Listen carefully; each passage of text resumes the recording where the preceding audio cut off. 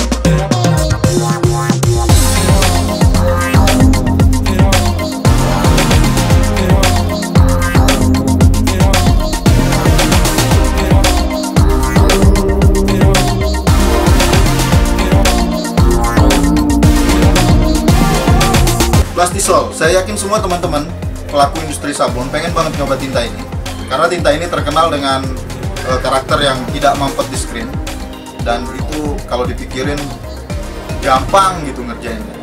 Sebelum teman-teman ngabisin duit buat beli tinta Plastisol, harganya lumayan mahal dan akhirnya nggak kepake, ada baiknya teman-teman lihat video ini sampai selesai.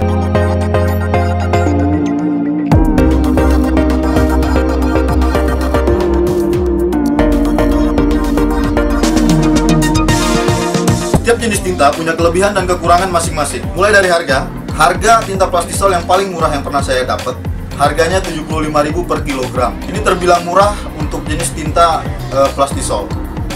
Tapi saya nggak pakai tinta ini, karena saya kurang suka karakternya. Bukan karena harganya yang murah, tapi memang karena saya nggak suka karakter. Terus tinta Plastisol yang paling mahal yang pernah saya pakai, harganya kurang lebih 250 ribuan, kalau saya nggak salah. Sekarang kita bahas tentang proses produksi. Menurut saya, proses produksi untuk tinta Plastisol memakan waktu yang lebih lama dibanding tinta water base atau tinta rubber.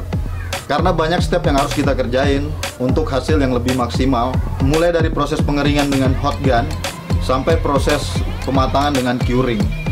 Proses pencampuran warna juga menurut saya sedikit agak rumit, karena tinta Plastisol diedarkan dengan warna yang sudah jadi. Jadi kalau kita beli tinta Plastisol, warnanya udah jadi. Beda dengan tinta-tinta water base yang kita tinggal beli pasta dan pewarna, bisa kita campur sesuai yang kita mau. Jadi pewarnanya kita tinggal beli pewarnanya. Nah, jadi kita harus mencampur antara tinta yang sudah ada dijual untuk menghasilkan warna yang nggak ada dijual. Ini salah satu menurut saya kerumitannya, kesusahannya, kesulitannya. Itu dia. Proses pembersihan screen juga kerjanya 2 kali. Beda dengan water base yang selesai pakai bisa teman-teman langsung cuci dengan air dan udah bersih. Untuk tinta Plastisol, teman-teman harus bersihin dulu menggunakan minyak tanah atau solar untuk bersihin sisa-sisa tinta yang ada di screen sebelum teman-teman lanjut ke nyuci screen. Masih pengen coba? Kita lanjut coba bahas tentang umur dan kualitas tinta Plastisol. Saya nggak pernah riset secara pasti berapa lama tinta Plastisol itu bisa tahan. Tapi saya ada baju yang disablon kurang lebih 2 tahun lalu dan sampai hari ini masih layak pakai dan masih bagus menurut saya. Jadi teman-teman, kualitas itu nggak cuma berpengaruh dari harga tinta, tapi juga proses pengerjaannya, mulai dari pengeringan sampai pematangan. Jadi teman-teman harus pastiin bahwa tinta Plastisol ini benar-benar matang. Sekarang kita coba bahas biaya produksi. Menurut saya, tinta Plastisol memakan biaya produksi yang lebih mahal dibanding tinta jenis lain. Mulai dari harga tinta, proses pengerjaan yang lama yang otomatis menambah biaya listrik dan biaya operasional. Terus alat-alat yang dipakai yang wattnya gede, kayak curing, gun, mesin press yang wattnya gede banget, dan ya pasti menambah biaya listrik.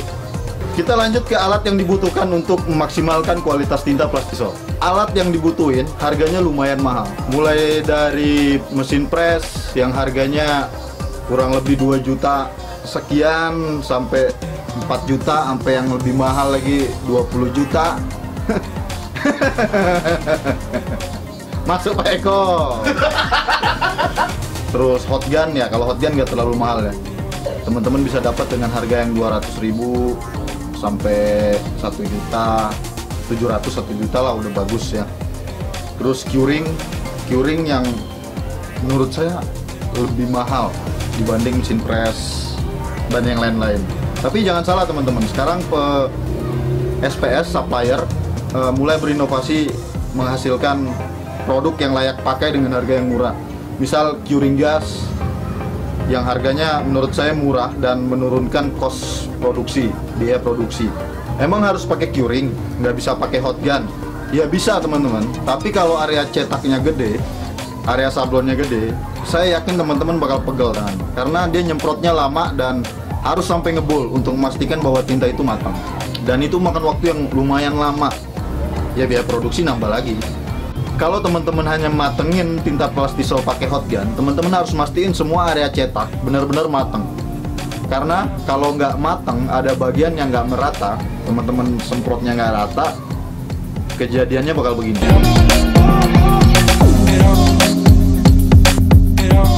Jangan coba-coba ngeringin tinta Plastisol pakai hair dryer teman-teman, karena nggak akan kering.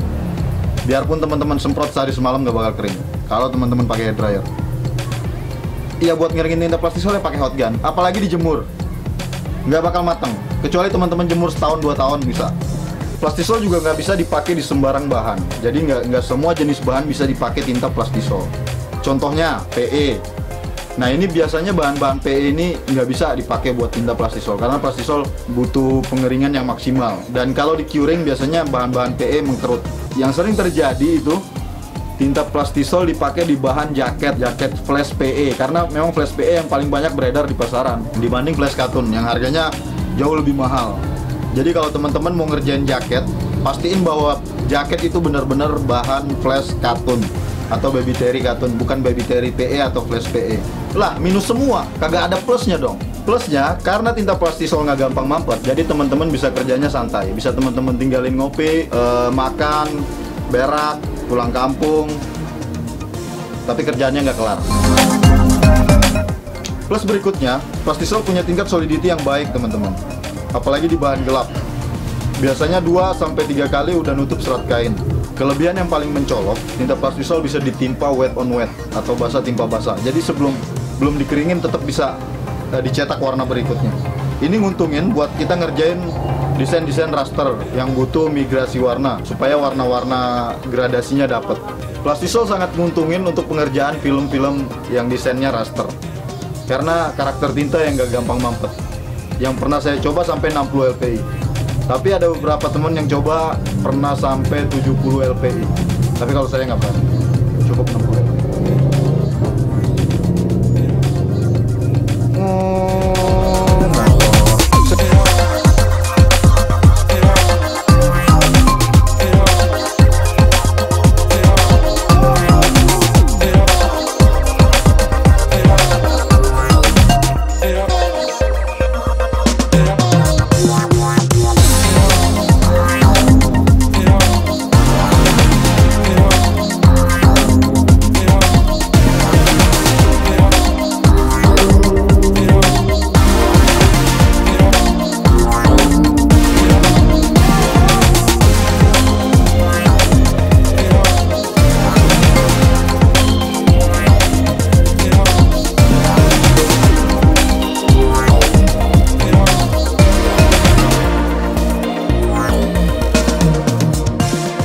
Saya mau bilang terima kasih buat teman-teman yang udah nonton video saya dan sekarang udah 7.000 subscriber.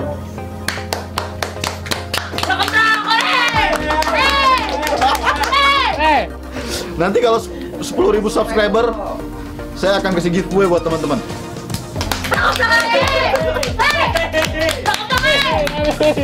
Giveaway-nya nanti saya umumin teman-teman. Terima kasih udah nonton video ini. Sampai ketemu lagi di video berikutnya. Saya tukang sablon amatir. Salam kreatif. Ngopi Pak Eko.